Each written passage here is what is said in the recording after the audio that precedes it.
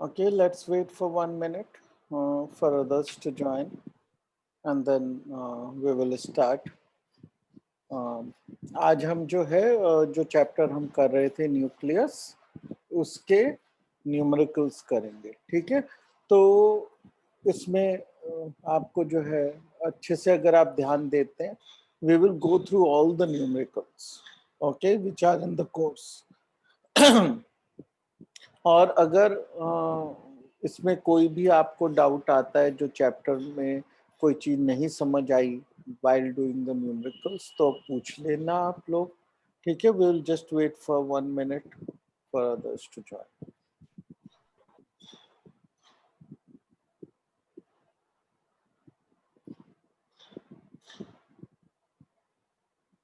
Okay, अपना video on रखिए। देखिए, पहली क्लास में भी इस चीज पे बहुत डिस्कशन हुआ।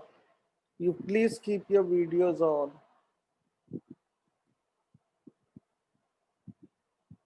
I don't want to spend the class time in asking you to keep your videos on. Yes, Tulsi, very good, beta.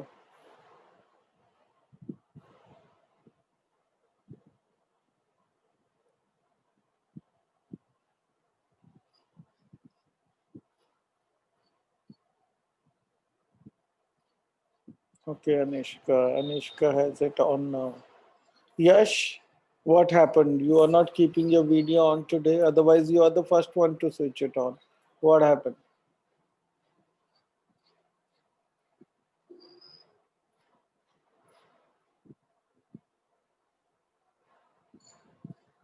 Okay. Yash doesn't want to switch it on today.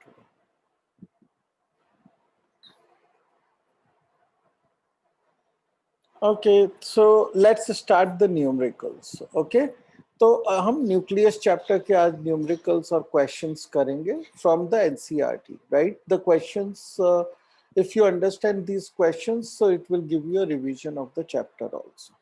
ठीक है, तो जैसा कि हमारे ये जितने भी ये एंड के जो चैप्टर्स हैं, आपने देखा कि ये बहुत ज्यादा डेटा इंटेंसिव है। इसमें काफी सारा डेटा यूज होता है और बड़े बड़े नंबर्स मल्टीप्लाई डिवाइड करने पड़ते हैं। ठीक है, तो वो एक मेहनत है। उसके अलावा क्वेश्चंस बहुत कठिन नहीं है इस चैप्टर के, एक्चुअली काफी आसान compare to the previous chapter, जिसमें ज्यादा कॉन्सेप्ट्स यूज होते हैं। ठीक है, ये इस चैप्टर में कॉन्सेप्ट्स काफी कम है, ये इजी चैप्टर है उस हिसाब से। ठीक है, अब ये कुछ डेटा दिया हुआ है हमें बिफोर ऑल द क्वेश्चंस, जो एक बार let's review the data, let's understand कि what this data is. Okay, तो ई तो हमें पता ही है ये क्या है, तो I won't explain that. N is the, we also write it as N A, right? It is Avogadro's number, so everybody should know what it is. Okay, this is the constant of proportionality in the Coulomb's force, right? So इसकी value 9 into 10 raised to power 9 Newton meter square per Coulomb square होती है, right? A very very easy value to remember, 9 into 10 raised to power 9. ये सबको आता ही है क्योंकि आपने बहुत सारे चैप्टर्स में यूज किया है इसको, राइट? अब ये k क्या होता है? k होता है बोल्ट्जमैन कांस्टेंट। ये आपने काइनेटिक थियरी ऑफ गैसेस में यूज किया था, energy is equal to 3/2 kT। ठीक है, तो ये वो वाला बोल्ट्जमैन कांस्टेंट है, 1.38 into 10 raised to power minus 23 joules per Kelvin। ठीक है, अब mega electron volt is simple, right? Electron volt को 1 मिलियन से मल्टीप्लाई कर दिया है और कुछ नहीं है। सो ये तो बहुत इजी नंबर है। ईयर में कितने सेकंड्स होते हैं याद है, ठीक है, वरना आप कैलकुलेट कर सकते हैं। Even I wouldn't remember this number, right? So this can be recalculated, it is not a big problem. Okay, now look at this number. ये जो है ना, ये बहुत इंटरेस्टिंग नंबर, और ये हमें याद भी रखना है, और ये इंटरेस्टिंग नंबर है। ये क्या चीज है? कोई गैस कर सकता है ये क्या है? 1U is equal to, 1U तो एक यूनिट ऑफ मास होती है, तो किलोग्राम में लिखना चाहिए था। ये क्या आ गया? ये मेगा इलेक्ट्रॉन वोल्ट पर सी स्क्वायर। ये किस तरह का यूनिट है? कोई गैस कर सकता है क्लास में? चाहे कितना ही वाइल्ड गैस हो, कोई कर सकता है? See this is important, this number आप समझ लीजिए इंपॉर्टेंट है। अगर एग्जाम में नहीं भी दिया है, ये आप यूज कर सकते हैं। इसका मतलब क्या है? देखिए, ये आता है हमारा famous equation E is equal to M C square. Okay, इसका मतलब क्या हुआ? इसका मतलब हुआ m is equal to E by C square. तो E बाय सी स्क्वायर जो है, energy by velocity square, is a unit of mass. तो वही ये है। ये क्या है? ये एनर्जी है और ये वेलोसिटी स्क्वायर। और कौन सी वेलोसिटी? c का स्क्वायर, तो वेलोसिटी ऑफ लाइट का स्क्वायर। ठीक है, तो ये एक्चुअली जो यूनिट बनी, ये मास की बनी, ये एक मास की यूनिट बन गई। तो u भी मास है, ये भी मास है, तो ये बात तो सही हो गई। तो इस फॉर्म में हम इसे क्यों लिख रहे हैं? क्योंकि हम इसको इस फॉर्म में इसलिए लिख रहे हैं कि अब अगर मान लीजिए मुझे एक यूनिट मास को एनर्जी में कन्वर्ट करना है, तो all I have to do is multiply this with C square, right? And I will get the answer in mega electron. So one unit unified mass unit जो है वो 931.5 mega electron volt पर सी square होती है। ये बहुत ही interesting और important value है, ये याद रखिए। अब ये क्या वैल्यू है? ये है मास ऑफ हाइड्रोजन एटम। कौन सा हाइड्रोजन एटम? प्रोटियम, जिसमें एक ही प्रोटॉन होता है। तो उसका है 1.007825 यू। ठीक है, ये सब यू में है। उसी तरह न्यूट्रॉन का मास है 1.008665, जो टेक्स्ट में हमें दिया गया था 66 तक दिया गया था। इन्होंने एक और प्रिसीजन डिजिट दी हुई है फॉर सॉल्विंग प्रॉब्लम्स। ओके, और ये है मास ऑफ इलेक्ट्रॉन 0.000548 या फिर 55 भी ले सकते हैं। ठीक है, ये तीन तो हमारे हो गए क्लियर बेसिक मासेस। और एक इन्होंने मास ऑफ हीलियम दे दिया। ये कोई ऐसा याद रखने वाली चीज नहीं है, ये अगर जरूरत होगी तो क्वेश्चन में दिया जाएगा। लेकिन हमें क्या कौन कौन से ये याद रखने वाली चीज है, ये याद रखने वाली चीज है। ये कई बार क्वेश्चन में ना भी दी हो, हमें यूज करनी पड़ सकती है। ठीक है, तो ये याद रखना है, ये याद रखना है, ये याद रखना है, ये याद रखना है। और बाकी सब तो आपको वैसे ही आने चाहिए, उसमें इस चैप्टर की कोई खास बात नहीं, आने ही चाहिए। ठीक है, तो ये हमारे हो गए कांस्टेंट वैल्यूज जो दिए हुए हैं, जिनको यूज करेंगे। Now let's start doing our problems. Okay, so the first few problems are related to finding the atomic mass. Atomic mass क्या चीज होती है? Atomic mass होता है, relative mass होता है, लेकिन average relative mass होता है। ठीक है, तो इसमें हम क्या निकालेंगे? एवरेज निकालेंगे। ओके, तो और किस तरह का एवरेज? वेटेड एवरेज निकालते हैं, उसको एटॉमिक मास बोलते हैं। तो एक करके देखते हैं। There are two isotopes of lithium. ठीक है, एक का मास नंबर 6 है, एक का 7 है, और दोनों की रेस्पेक्टिव एबंडेंसेस दी हुई है 7.5 एंड 92.5। और इनका इंडिविजुअल मास दिया हुआ है। जो ये वाला है इसका 6.01518 है, और दूसरे वाले का मास भी दिया हुआ है। अब हमें एटॉमिक मास निकालना है। ठीक है, तो एटॉमिक मास कैसे निकालेंगे हम? ये कर रहे हैं एटॉमिक मास। ओके, तो उसके लिए ये वाला जो पहला मास है, इसको इसकी अबंडेंस से मल्टीप्लाई करेंगे, राइट? सो कर लेते हैं 6 0.01512 into 7.5 प्लस इस वाले को इसकी अबंडेंस से मल्टीप्लाई करेंगे तो 7.01600 into 92.5 okay divided by 100. Okay, so this into this comes out to be, okay, I have done these calculations and put it in my notes, so I'm just putting the numbers from there. Okay,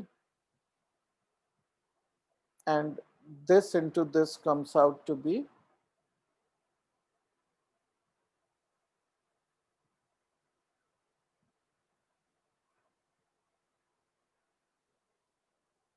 okay, and this will come out to be 694.0934 by 100, and which is 6.94093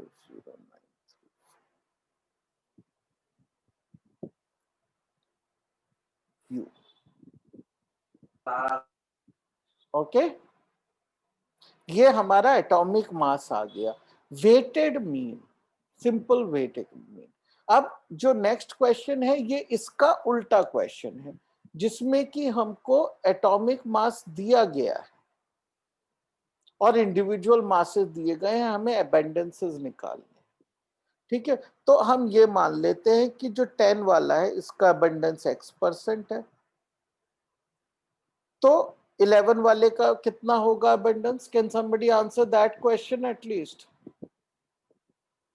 इसका अगर X% abundance है तो इसका कितना होगा?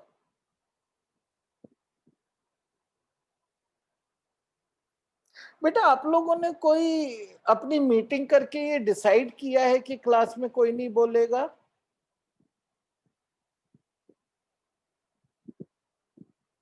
School से कोई नाराजगी है, मुझसे कोई नाराजगी है तो बता दीजिए, I will stop asking.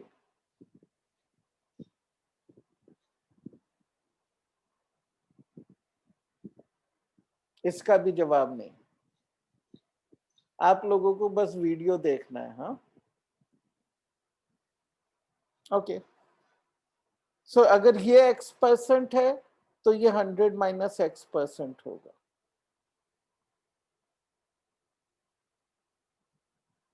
Right, this is basic stuff. तो बस अब हमें क्या करना है, इसी फॉर्मूले में इसको डाल देना है। हमारा जो एटॉमिक मास है वो ये है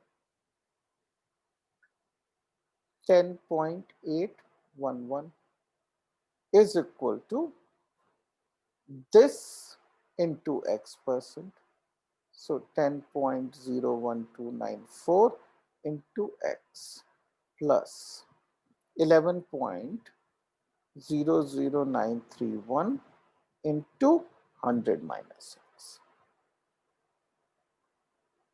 by 100.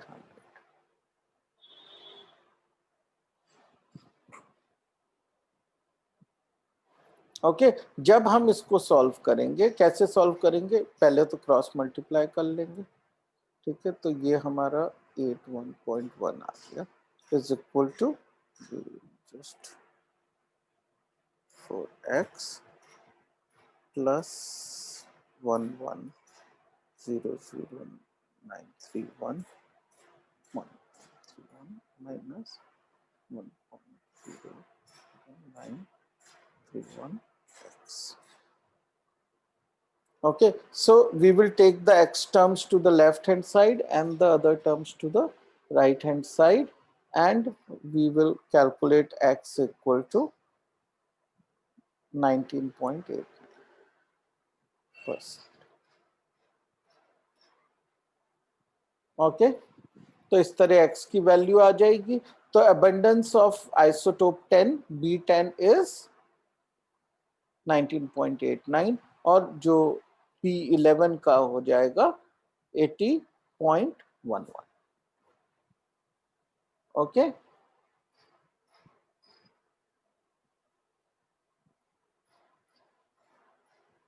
The three stable isotopes of neon are given. Their respective abundances are given. The atomic mass of the three isotopes are also given. Obtain the average atomic mass of neon. ठीक है, तो ये question मैं यहाँ नहीं करूंगा. आपको बिल्कुल क्लियर होना चाहिए कि हम कैसे करेंगे. ये एटॉमिक मास इसका है, इस अबंडेंस के साथ इन दोनों को मल्टीप्लाई करना है, इन दोनों को मल्टीप्लाई करना है और इन दोनों को मल्टीप्लाई करना है. उन सबको ऐड करके डिवाइड बाय 100 करना है. ठीक है, and that will give us the average atomic mass. So I will not do this question here. This is a straightforward, easy question. Okay.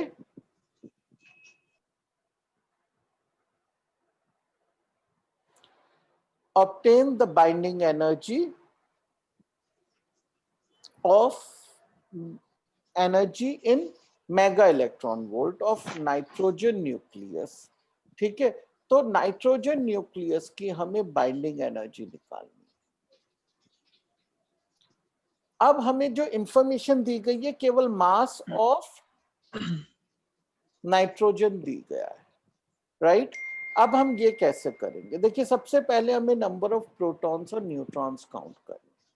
तो number of protons is equal to atomic number 7 and number of neutrons is equal to what? 14 minus 7, which is also 7. In this case both are same, they need not be same. ठीक है, तो अब हमको क्या निकालना है. हमको सबसे पहले निकालना पड़ेगा मास डिफेक्ट. अब मास डिफेक्ट क्या चीज होती है. मास डिफेक्ट होगा of individual masses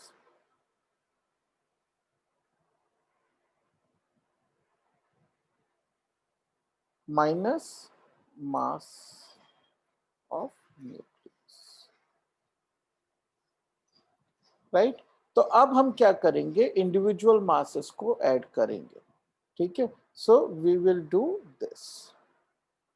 7 into the mass of hydrogen atom, which is the proton, because ये प्रोटियम का मास है.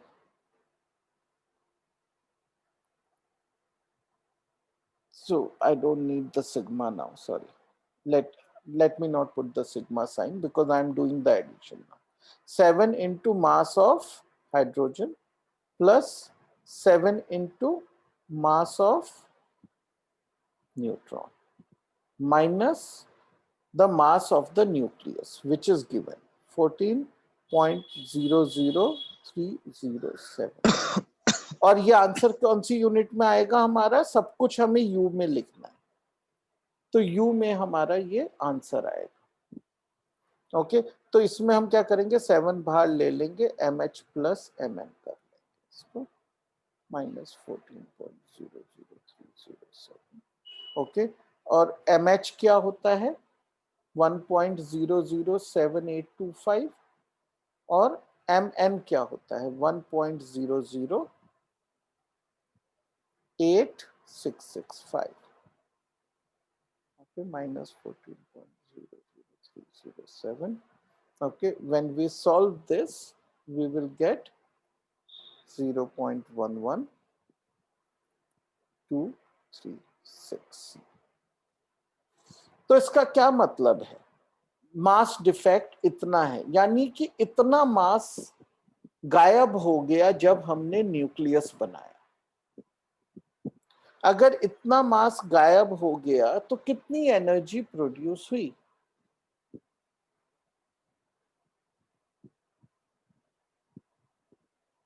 कितनी एनर्जी प्रोड्यूस होगी बताइए. ये हमारा डेल्टा एम आ गया मास डिफेक्ट. तो क्या होता है, डेल्टा ई यानी binding energy which we can write as EB is equal to delta MC square. और डेल्टा एम क्या है, ये है. लेकिन अगर हम इस तरह लिखेंगे डेल्टा एम को तो फिर बहुत लंबी कैलकुलेशन होगी। हम क्या करेंगे, इसको किस में मल्टी चेंज कर देंगे, it is equal to 0.11236 into 931.5 mega electron volt per c square, right? Now let's write that number. Okay, so we will get 0.11236 into 931.5, ठीक है। इसका यूनिट क्या है, MeV by c square into we have to do c square, right? So this c square gets cancelled out, and now you see the benefit of this unit, क्योंकि finally ये c square cancel out हो जाता है, तो हमें वो calculation करनी ही नहीं पड़ती है। Directly multiplying with this with the mass in U will give us energy in mega electron volt. That's why this number is so important. It makes our life very easy. Okay, now we just have to multiply these two numbers. Okay, and what do we get from this is 104.66 mega. So this is the energy, binding energy, and it was asked in mega electron volt, so we have got it. Okay, find the binding energy of the nuclei this and this in terms of MeV from the following data. Okay, okay, so I think the data is missing. Let me just write the data.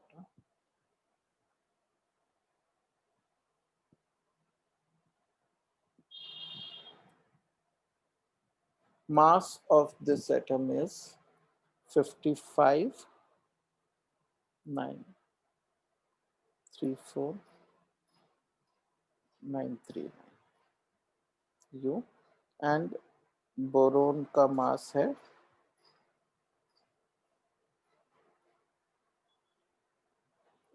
208.9803।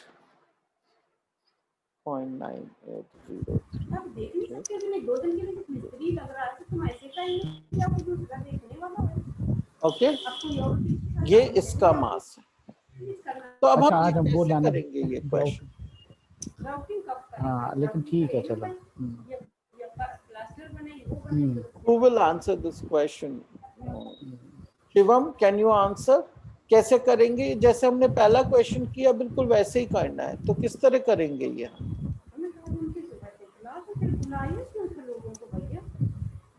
Shivam,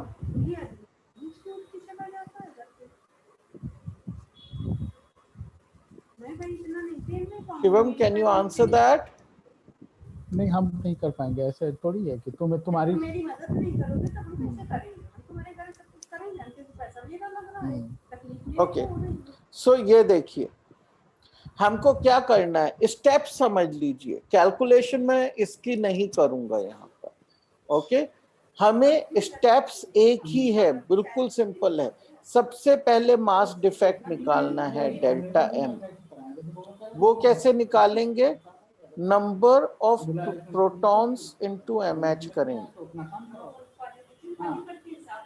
plus number of neutrons into mass of neutron करेंगे, और इसमें से जो given mass है, mass of atom given, वो subtract कर देंगे। Understood? केवल ये करना है, थोड़ी सी कैलकुलेशन जरूर है, लेकिन स्टेप केवल ये है। इससे जो हमें रिजल्ट आएगा वो कौन सी यूनिट में आएगा? यू में आएगा। ये रिजल्ट निकालिए, यू में आ गया। फिर हम जो भी ये रिजल्ट है इसको मल्टीप्लाई करेंगे 931.5 मेगा इलेक्ट्रॉन वोल्ट पर सी स्क्वायर से। तो ये हमारा रिजल्ट जो है अब U से इस फॉर्म में आ जाए। ओके, जब वो इस फॉर्म में रिजल्ट आ गया तो हमें निकालना है energy. Energy is equal to delta M C square.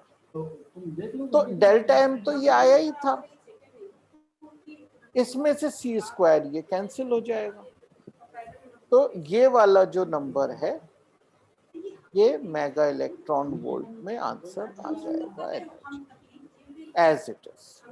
बस इतने ही स्टेप्स हैं इसमें।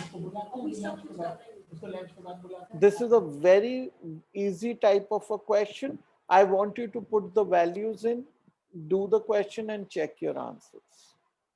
Okay? Very, very easy type of questions. Okay. Now, let's do another one. जिसमें थोड़ा सा कुछ सोच लगानी है. A given coin has a mass of 3 grams.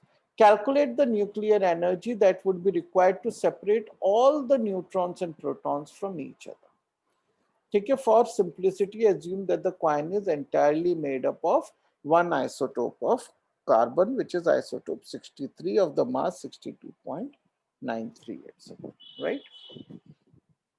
इस तरह का क्वेश्चन हम कैसे करेंगे? बिल्कुल जैसे पहले किया है हमें करना वही है। तो सबसे पहले हम जो है अपना डेल्टा एम निकाल लेंगे इन यू, उसके बाद हम डेल्टा एम को कन्वर्ट कर लेंगे इन एम ई वी पर सी square,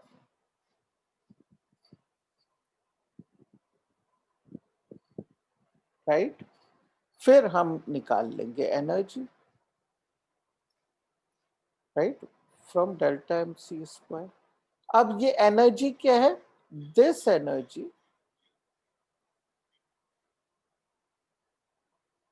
is for one nucleus. हमारे पास है 3 ग्राम ऑफ कॉपर। अब 3 ग्राम ऑफ कॉपर में कितने एटम्स होंगे? 3 ग्राम ऑफ कॉटन कॉपर में कितने एटम्स होंगे? ठीक है, तो वो होंगे 3/63 into Avogadro number, right? This is number of copper atoms. ठीक है, तो ये नंबर ऑफ कॉपर एटम्स आ गया हमें। अब क्या करेंगे? हमें एनर्जी आ गई थी पर एटम और नंबर ऑफ कॉपर एटम्स आ गया है, तो total energy is equal to E per atom into number of atoms. तो ये जो हमारा नंबर आया था this into this will give us the final answer. Okay, so it is a very easy question like the previous one. केवल और केवल हमें एक extra step है कि we need to find the number of atoms and multiply the energy per atom with that. That's it. Okay. Write the nuclear reaction equations for, ये जो है अब आप देख लीजिए, जब आप क्वेश्चंस करेंगे तो ध्यान रखिए ये क्या है, अल्फा डीके, बीटा डीके, इन सब की बात हो रही है यहाँ पे। ओके, तो ये सब किस चीज से रिलेटेड है? रेडियो एक्टिविटी से, which is not in course. So ये क्वेश्चंस आपको करने की जरूरत नहीं है। Okay, so question 6 you don't have to do, 7 also you don't have to do, 8 you don't have to do, 9 you don't have to do, 10 also you don't have to do, 11 also is actually not in your course. Okay, so relation between the radius and the number, mass number, is also not in the course, although it's in the part of the section that we studied. Okay, we have studied this, but ये आपके course में नहीं है, तो अगर आप कोई question नहीं करना है तो आप इसे स्किप कर सकते हैं. ओके, सो आपको ये जो है Q value is in your course, but it is still talking of alpha particle and alpha decay. So this is also not in the course.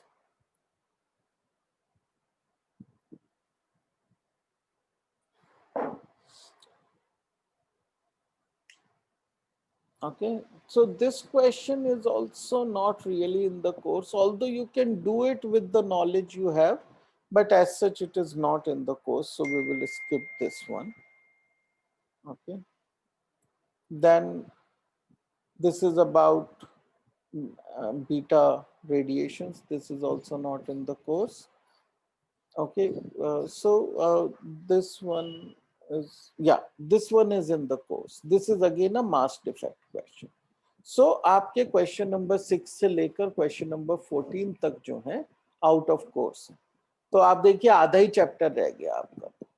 बहुत ही आसान हो जाता है ये चैप्टर. इसके बाद the Q value of the nuclear reaction A plus B is equal to C plus D is defined by, okay, MA plus MB minus MC minus MD, right? So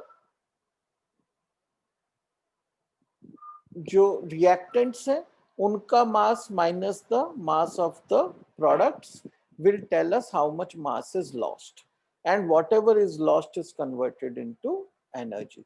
So that's why this into C square will give us our energy. And Q is the energy, where the masses refer to the respective nuclei. Determine from the given data the Q value for the following reactions and state whether the reactions are exothermic or endothermic. अगर Q value positive आई तो exothermic है, Q value negative आई तो endothermic है. ठीक है, अब question ये है कि हम Q वैल्यू निकालेंगे कैसे. ओके, तो अब हम देख लेते हैं यहाँ पे क्या है हमारे पास. हम पहले क्वेश्चन को करते हैं. If we do the first question, so what do we have to do? Mass of this plus mass of this minus mass of 21H and minus mass of, okay, which is the same thing. Okay, this is equal to our mass defect. Okay, this is the change in mass. Okay, so let's calculate that. So what is this mass? Okay, this is the mass of one hydrogen atom. We know this number already, 1.007825, plus the mass of the tritium. Now tritium ka mass we don't remember, so we have to see it here. It is given here.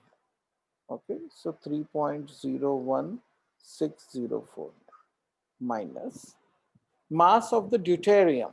Deuterium का भी मास हम यहाँ से ले लेंगे, minus the mass of the deuterium. So we can just do that. Okay, which is equal to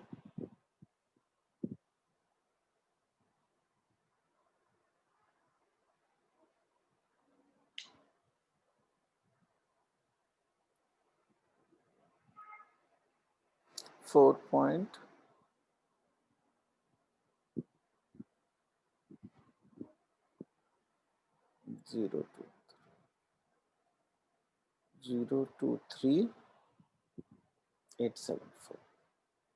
okay, और ये क्या आया हमको 2 से मल्टीप्लाई किया तो 4.02830.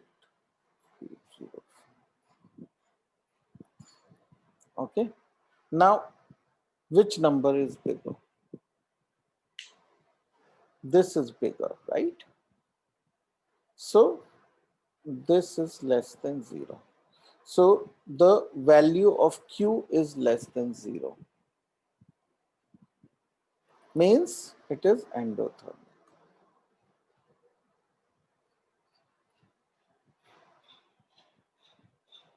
Similarly, we can do this. We are given the mass of this, okay, into 2.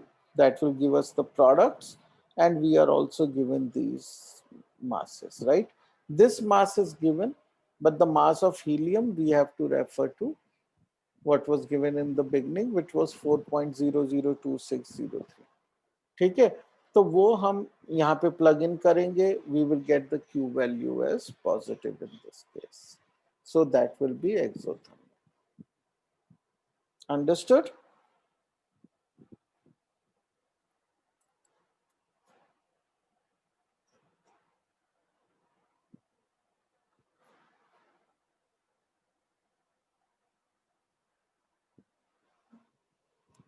Vikrant and Shivam, you are actually there in the class or not? एक बार ये बताइए. अगर आप हैं तो at least just tell me you are there.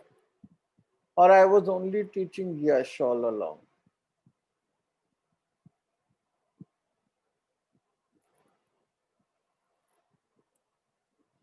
Looks like Shivam and Vikrant are not at all there. They've just switched it on and left. ठीक है. यश, यहां तक सब समझ आ गया बेटा आपको?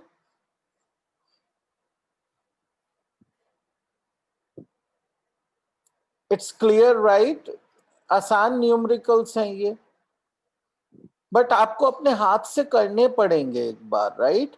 क्योंकि इनमें ना कैलकुलेशन थोड़ी सी कॉम्प्लेक्स है, लंबी लंबी कैलकुलेशन, बट ना तो कोई बड़ा फॉर्मूला है. बस आपको याद रखना है कि जितना मास खोता है उतना मास की एनर्जी बन जाती है, E is equal to mc². और अगर मास खोएगा तो एनर्जी रिलीज होगी, अगर मास बढ़ेगा तो उसका मतलब एनर्जी कंज्यूम हुई. ठीक है, एनर्जी रिलीज हुई मतलब एक्सोथर्मिक है, एनर्जी कंज्यूम हुई मतलब एंडोथर्मिक है. इतना ही सिंपल सा है ये, राइट? तो these questions are very simple. लेकिन आप जब तक अपने हाथ से नहीं करेंगे इनको तो ये हो नहीं पाएंगे एग्जाम में for the first time, right? आप जब इसको करेंगे, अगर आपको कैलकुलेशंस में प्रॉब्लम आ रही है, ओके, तो कैलकुलेशंस को आप राउंड ऑफ करके थोड़ा इजी कर सकते हैं. ये नहीं कि आपने इसको पूरे को 1 लिख दिया और इसको 3 लिख दिया, तब तो ऑब्वियसली आंसर आएगा ही नहीं कभी. लेकिन स्लाइट अमाउंट ऑफ अप्रोक्सीमेशन के प्रोसेस, थोड़े मेथड्स भी होते हैं, हम उसके ऊपर बाद में एक क्लास कर सकते हैं. After our course is over we can spend some time on a couple of tricks to do the calculation faster. ठीक है, लेकिन जैसे ये है, इसमें इतनी मुश्किल कैलकुलेशन नहीं है क्योंकि ज्यादातर ये सब्ट्रैक्शन एडिशन की ही प्रॉब्लम्स हैं. मल्टीप्लिकेशन बहुत कम है इसमें और डिवीजन उससे भी कम है, राइट? लेकिन इससे पहले चैप्टर की कैलकुलेशंस थोड़ी सी हैवी थी. So this should not be difficult for you people at all. Okay, so अभी तो it's coming to an end. We will do more questions in the next class. ठीक है, एक दो क्लास में हम न्यूमेरिकल्स करके we will move on to the next chapter. कोई भी डाउट्स हैं प्लीज पूछते रहिए. ये सब चैप्टर समझने के ही हैं, इनमें बहुत मेहनत है नहीं आपकी. आप मन लगा के अभी कर लेंगे, आपके हो जाएंगे साल भर के लिए. Okay, so thanks for now, and the time is getting over now, so we will start in the next class. Bye bye. Thank you.